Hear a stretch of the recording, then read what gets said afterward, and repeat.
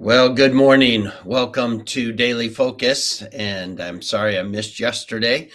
Schedule just did not allow it, but here we are. And we're glad to conclude Matthew chapter 27. I've entitled this one a direct quote from Pilate, and it simply is make it as sure as you can. It was a futile attempt. I mean, there was no way that there was a human on planet Earth that was going to stop God from his providential plan of salvation and the conclusion of the plan of redemption in raising his son from the dead. It was never going to happen. And I find it fascinating that the scribes, Pharisees, and chief priests, as much as they wanted to discredit Jesus, as much as they did not want him to be who he said he was, and even refer to him as a deceiver, in their heart, they knew he was God. They knew he was going to rise again. They knew there was something that was about to happen. So when Mary Magdalene and the other Mary sitting, it says, now the next day, the following, the day of preparation, the chief priests, Pharisees came together unto Pilate, saying, Sir, we remember that the deceiver said while he was yet alive, after 3 days I will rise again.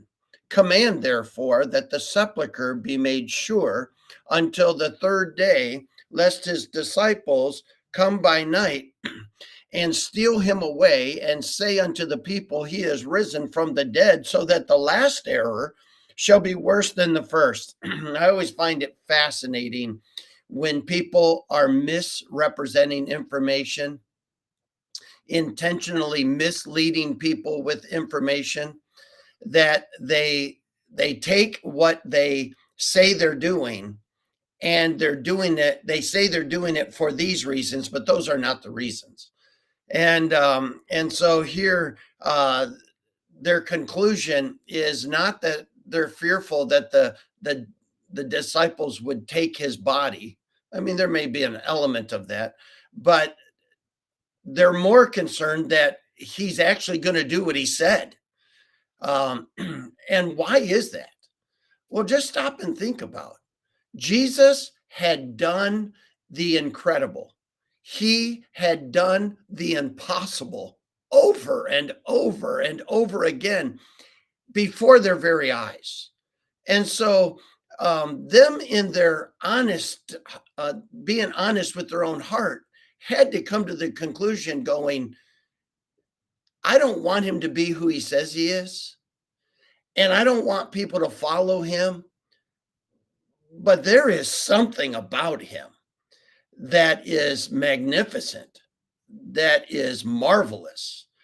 And so while they're trying to convince Pilate that they want to do something for these reasons, the real reason, I believe, is that they had seen him do the impossible. And they had heard him say, I will rise again. So can we not do something to keep that from happening and to make sure that that piece doesn't happen? Because I don't believe about the disciples stealing the body. I don't believe their problem was with the disciples. I don't believe their problem was with the followers of Jesus. Their problem was with Jesus, who they admit is dead, but in their heart saying, if anyone can do the impossible and actually rise from the dead, he can. We better get some soldiers there. So Jesus is in the tomb. Pilate says unto them, ye have a watch, go your way, make it as sure as you can. So they went and made the sepulchre sure, sealing the stone and setting a watch. In other words, not just placing the stone in front of the grave, sealing, making sure there is no way this guy's getting out. The watch outside would be plenty to keep the disciples from stealing the body. They were not as concerned about the disciples stealing the body as they were about Jesus doing what he said he would do. And boy, what an incredible thing. But I just want to draw our attention to just one piece of that. And that's simply this: Pilate was a fool. The soldiers were fools. The Pharisees and chief priests were fools. Did they really believe human ability would stop sovereign control? And the answer is no. God is all powerful. God is at work, and God is sovereign. He is in control, and he does what he says he would do. It's an amazing thing to just study the prophecies and look at what would be the statistical chance of any of these things coming true exactly the way they were predicted. I heard somebody say one time that of the 8 prophecies concerning the birth of Christ, that the statistical probability of even one of those things coming true was like 1 to 10 to the 17th power. And in order, that's like 10 with 17 zeros after it. Just the statistical chance of one of those things happening exactly the way it said.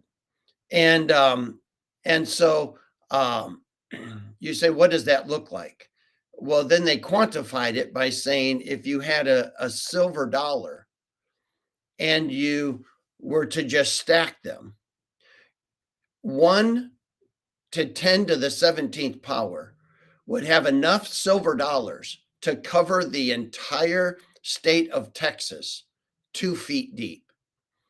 And you could color one of those silver dollars red, and the chance of you dropping out of the sky and landing right where that red one is and pulling it up is the statistical chance.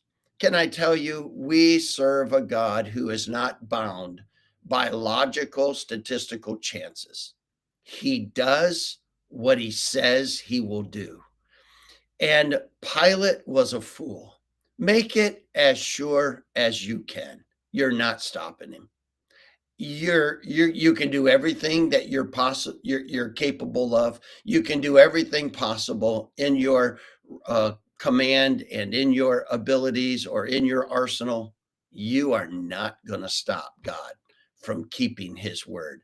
And he did rise from the dead. God bless you. I hope you have a great day. I hope that encourages you. We serve a God of the impossible. Let's go tell people about him today. I'll see you again next week.